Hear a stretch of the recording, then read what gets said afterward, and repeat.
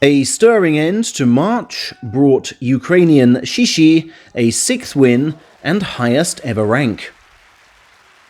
Awaiting in May was thus his hardest set of opponents yet, making the perfect score needed for salaried bliss unlikely, and consolidation the main aim. Hopes soared at first though, when a smothering left-led charge turned Asagyokusei and flustered him into desperate advance, halted by trip throw to the delight of a very supportive crowd.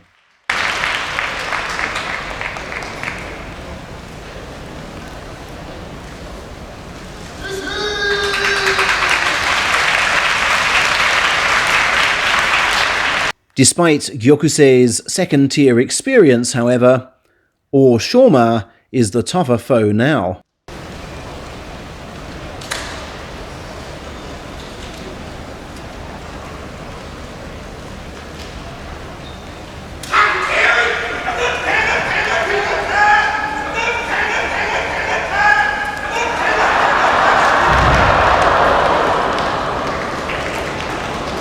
The 2020 Uni champ standing square while waiting for impatient legs to align, which Shishi's did, leaving him prone to parries. Shoma would, of course, go on to take the third-tier crown.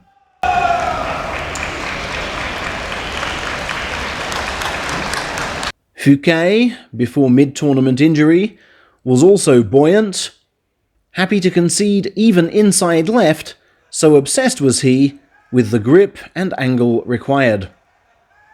Left leg constantly stretching and hopping for key pivoting position. Shishi, despite the heroic leg grab, sending forearm down first. And his left side defense, so fine in match 1, went missing here too.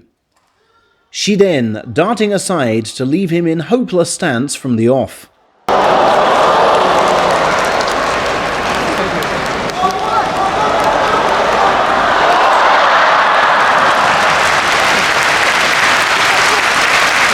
His unusual techniques admirably staved off the inevitable. Match 5, though, was one of May's all-round darker moments. I'd like to tell you that pitting Ukrainian against Russian was done so with the purpose of diffusing tensions through sport.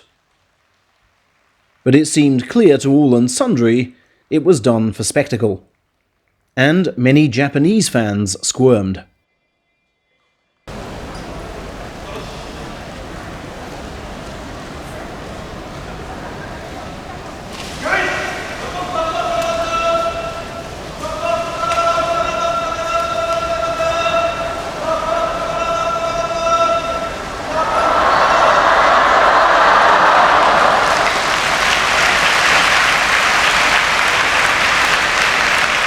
In the event, Roga fought well, locking into stance early and dictating the bout. But all that was overshadowed by the issue of how we got here, and by the prevailing impression among Japanese, of even foreigners who live here, as a faraway, if not touristy presence, unable to affect locals' lives, and whose own lives are never damaged by locals' decisions. In sumo terms alone, does a reaction to a losing score speak volumes as to a wrestler's mettle? Shishi's in May was laudable, leading him to match 6 triumph over X-Division 2 champion Hakuyozan, in the same way others trick him, then to a 2-0 record over Osanae, with his full ensemble of weapons: weight, leg strength, firm grip, lifting, and chest-first crush-out.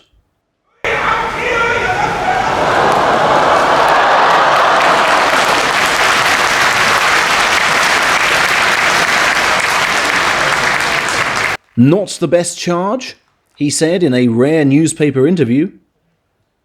Overall, I'm still not strong enough. The top guys at this level pose quite a challenge. He's surprisingly softly spoken for a man of his size, in Japanese anyway. Let's hope that with pandemic restrictions relaxed, the more Shishi travels, the more folk he meets, the more confident he becomes all round.